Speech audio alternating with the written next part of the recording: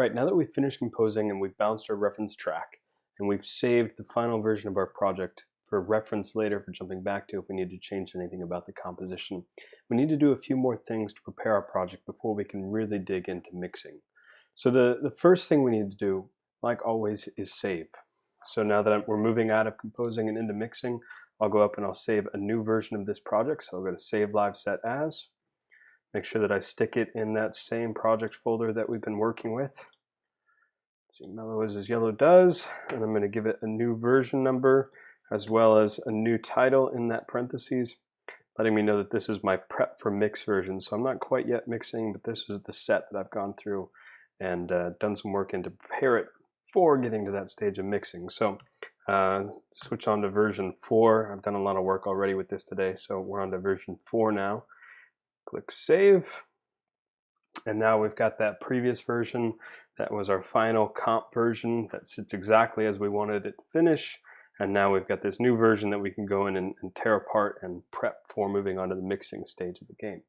So the second step is to go through each of our tracks and look at all the processing, all the audio effects and devices that we've got on each of those tracks, and identify what's there for the purposes of making and shaping that sound in terms of synthesis and sound design, and what's there for the purposes of mixing. So when I'm making music, I'm all about getting in there and mocking things up and trying to make it sound like a finished product right from the beginning. But in doing so, I'm not really giving it the best chance it has at sounding like a really polished track. And so taking this kind of step back and peeling off some of these layers and really diving into it from a mixing standpoint will really improve it. But in order to do that, I need to first strip out all of those things that I've added in throughout the compositional process to make it sound like a finished track so that I can believe it and get into it and really gel with it. So this will be something that will get easier as you have more experience with mixing and you are able to more easily identify when you're using an audio effect for sound design and when you're using an audio effect for the mixing purposes. And hopefully by the end of this video series, that will really be clear. But in this project, there's a few things, and each track will kind of pick up a few different tips about what we'll need to strip out of there. So let's start with the top track here, this guitar track. For those of you that don't know, in Ableton Live, it's really nice because signal goes from left to right. So if I bring down the volume here so I can talk over and we can just look at what's happening here. If I start this guitar track playing, you can see that up top here on the track itself, we've got MIDI clip full of MIDI data. It's pumping along. If I shift tab over to the devices view of that same track, you can see coming in the left-hand side, we've got our MIDI meter, and it passes into this box here called Contact 5, and out the right-hand side, we get a stereo stream of audio. Then we see another stereo stream of audio, then stereo stream, stereo stream, stereo stream. So it passes, starting as MIDI, gets translated into audio by Contact 5 there, gets processed by all these preceding or following audio effects. You can even see the spectrum visualized there in EQ8, and then passes out the right-hand side, which then jumps up to the mixer of the local track. And then at that local track level, we've got panning and volume and mutes, so on and so forth. And then we can see if we've got the inputs and the outputs for every track exposed, which we can expose those just to the right of the master track.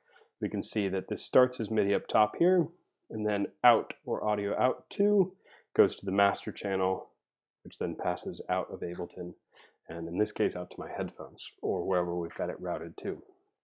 So mixing and in general creating music inside of the computer is all about controlling and following that signal flow.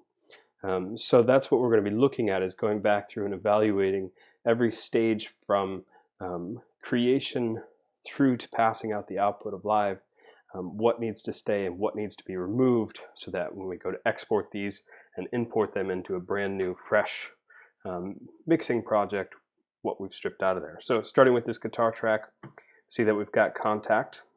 Contact is a sample, really powerful sampler that's made by Native Instruments. In this case, I've just got one instrument loaded up inside of here, the Mellotron guitar, which is great sound. And one thing that you want to look for inside of any plug-in instrument or any native device in Live, in fact, I don't think there's any native devices in Live that have this, but you always want to look to see if there is any reverb that's being applied to the sound. It's really typical, especially of contact instruments, to have the reverb inside of that instrument itself. We love reverb, it makes everything sound good, but when we get to the mixing stage of the game, if we've got a ton of reverbs piled up inside of our project, it can be kind of problematic. So just kind of do some digging through, even if you don't know the instrument that well. You can just kind of dig around and see if you see anything that says reverb or verb on it, find the on-off or the mix, and turn it down to either off or 0. And in this case, this mellow doesn't have any reverb inside of it. So we're good at that stage of the game. Then this passes out back into live from contact into this S gear 2, which is made by, I believe it's Slate Digital makes this, and it's a amplifier or a guitar rack and head and amp modeling plugin. So it turns this Mellotron guitar sound into an even kind of crunchier, more realistic guitar. And let's actually bring the volume back up so we can hear what's happening here. Solo out this guitar sound. So if I turn on and off this effect,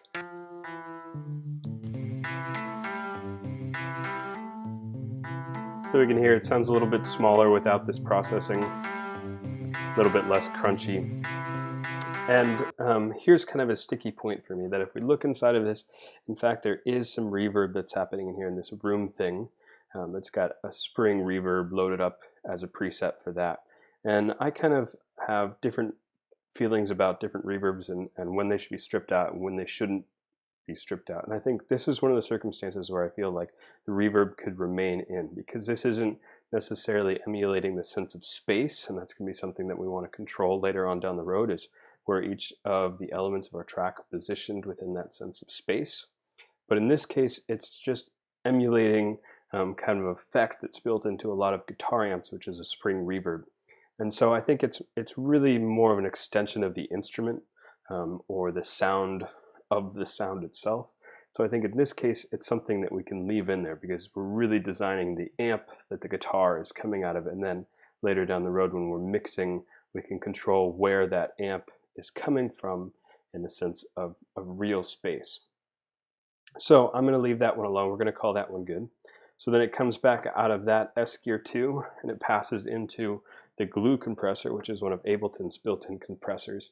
And compression is something that we might do a little bit of in the mixing stage, but it's certainly going to be something that we're going to want to do at the mastering stage of the game. So this is something, for those of you that don't know what compression is, we're going to talk about it a lot when we get on to mastering our tracks. But compression allows us to control the dynamic range of a track. So the dynamic range is what is the distance from the quietest sound of a track to the loudest sound of the track. And we can go in and using the threshold and the ratio control the loudest portions of a sound and limit them or pull them back down to kind of smooth things out. So dynamic range is something that's really easy to limit, but it can be really problematic or kind of challenging to reopen that back up or re-expand the dynamic range of a track in a natural way. So we're going to pull this out of there. Compression is generally something you're going to want to get rid of at this stage of the game. So I'm going to delete that out of there, keeping in mind that we are working on a new version of this live set. So anything that I do that I hate, I can always jump back to the previous version. Saturation is also a little bit of a mastering technique. This is actually distorting the sound a little bit, adding in some overtones or harmonics to it that weren't previously present. And that'll probably be something else that I do in the mixing or mastering stage of the game. So I'm going to delete that out of there. And in this case, this EQ is really a mixing EQ. It's not about sound design. We'll see one example of the sound design a little bit later on when we look at the, I believe it's the pad track in this project. So I'm going to go ahead and delete this one out of there as well. Might come back and do something really similar once we get into mixing, but for now I want to clear that out of there. So now we've got this really clean, unaffected, unprocessed guitar, or I should say unmixed guitar. Also want to check and make sure that it's dead center in the pan, that I don't have it panned left or right at all. Something else it'll do in the mixing stage. So let's move on to the bass track. This one again starts with a contact. Let's go in and check this one. This one's the same patch using that DRD, and this is just an edit that I made of the Mellotron guitar. go through and just check. This one doesn't have any reverb, so we should be good to go. X out of there. This again passes into a different guitar rack emulation. This is Native Instruments Guitar Rig. And I'm not sure, it looks like we've got some compression, and again, this is all just mimicking the sense of the guitar amp and related units. So if I was being really picky, I might go in and strip something out of there, but we're going to call that one good. Here we've got the multi-band dynamic, which again is just a slightly different application of dynamic range control. I might make some notes on this that, oh, I see some things that I'm really reducing the low ends and really boosting the high ends. And if all of that doesn't make sense, don't worry, we're going to get into that when we get into the mastering. So I'm going to strip that out of there. And again, this is another EQ that looks like and sounds like it's for the purposes of mixing. Delete that out of there. Move on to the flutes. Some of this is starting to get to be old hat. We see Contact 5 again, another instrument. Ooh, this one's got a lot inside of there. We've got another Mellotron instrument in here that's doing flute sounds. And then we've got this super bass. Let's just look through here and make sure that there aren't any. Let's see, there's an effects box right there, and we see reverb and echo, and both of those are all the way down. So we should be set, but let's just look through the rest of these tabs here. Make sure there's nothing else that we're missing. No, we're good. So collapse that back down, back into live. Here we see another compression. This one's obvious here. We've got a reverb here. Get that out of there. Another EQ for the sake of mixing. Can just make a note that when I was composing this, I wanted to remove all the low end from this flute. So I'll just keep a mental note of that, or maybe I'll write it down. We've got that out of there. Look at the brass. Again, a lot of things happening here. Let's see, this first instrument, there's a reverb right there. That looks like it's turned off. This one's another Mellotron type thing. No reverb in that one. Let's check this one. No reverb here. Both of the effects are down there. So this might take some digging or familiarizing yourself with whatever instruments you're working with and just looking to see if there's any reverb in there. But none with those. And this passes into Fab Filters. It looks like I'm not even using this. This is just some artifact from some idea that ended up not being pursued. So that's a multi-band compressor. We don't need that one. Let's see what's going on with this Pro Q. Again, something else that wasn't used, so we can just delete that out of there. Reverb, we know that needs to disappear. And here's an instance of Isotope's Ozone 6 Imager, which is a plugin that allows you to control how wide something sounds in terms of the left to right. And it looks like I went through and I made this sound really wide, so that's something, again, I'll remember for my mixing, that I really pushed this brass sound way out into the stereo image. But again, maybe that's something that I'll decide wasn't the right choice when I really get into mixing this. And that's what this is all about, is regaining choices or the control over the mix, so I can undo or do these things again for the first time. Where if I left this in there when I moved into mixing, that would be something that I'd have to contend with, that if I didn't want this brass to be so wide, I'd have to be working to undo that rather than just have it be a very narrow image to begin with. So delete that out of there. Move on to the pad sound. Here we'll get an example of an EQ being used for the sake of sound design. So if we look at this section right here where the pads come in, I've got some automation on this track, one that's being applied to the volume, so you can hear that pretty readily if I solo this out and play this section.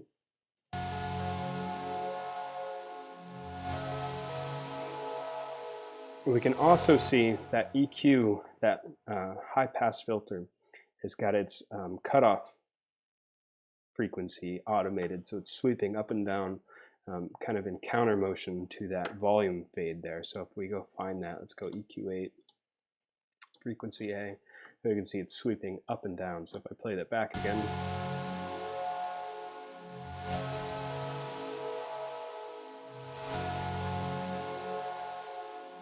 it's one of my favorite sounds. But that's an example where this EQ isn't being used for controlling the space in terms of frequency that a sound occupies, but rather it's being used to create an effect or kind of a rhythmic evolving change within this sound. So that's going to be an example of an EQ that I can leave on the track. Just really quickly, I should have started with, this is using Native Instruments Massive. And we can actually see inside of here that, in fact, it does have, it's got 2 effect slots, actually, in a way 4 effect slots, effects 1 and 2, and then these inserts 1 and 2 down here.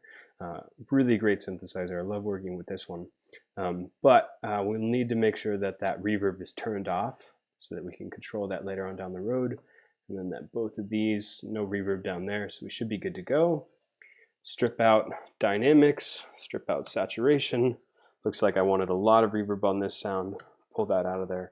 And now we've got that one good to go. And last but not least, drums. Take out the compression, take out the reverb. Now let's just go check our master track. Lots of things happening here. We should strip all of these out of here so we don't have to worry about any of that.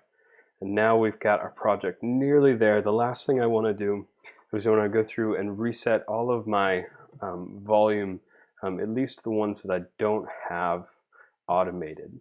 So things like this air pad down here, where I've actually got some automations programmed in for that volume. I'm going to leave that one untouched. But the rest of these, we can tell that since they don't have a little red dot on there, that there's no volume automation for those. So I'm just going to click on each of those and hit delete to return them all to their default values. And then I'm going to make sure that all the pan knobs are back in the center, which they are. Let's bring the master volume back up. And the reason that I do that last stage of the game is we're about to export all of these tracks as audio files. And if I've got any of them, the volume turned down on any of those, it's going to be volume that I can't regain with the same definition once I move into mixing. That if I do any boosting, I've only got the same set of zeros and ones that I had at this stage of the game. And if I boost it out at a quiet level, I'm not going to be maximizing the definition or the amount of detail that I can have in those samples. So by exporting these back out as loud as I can get them without clipping, I'll have lots of detail to work with at the mixing stage of the game. So now that we've got those cleaned up, it's time to move on to the next stage of the game, which will be in the next video, which is isolating all of our independent sounds and stemming out this project.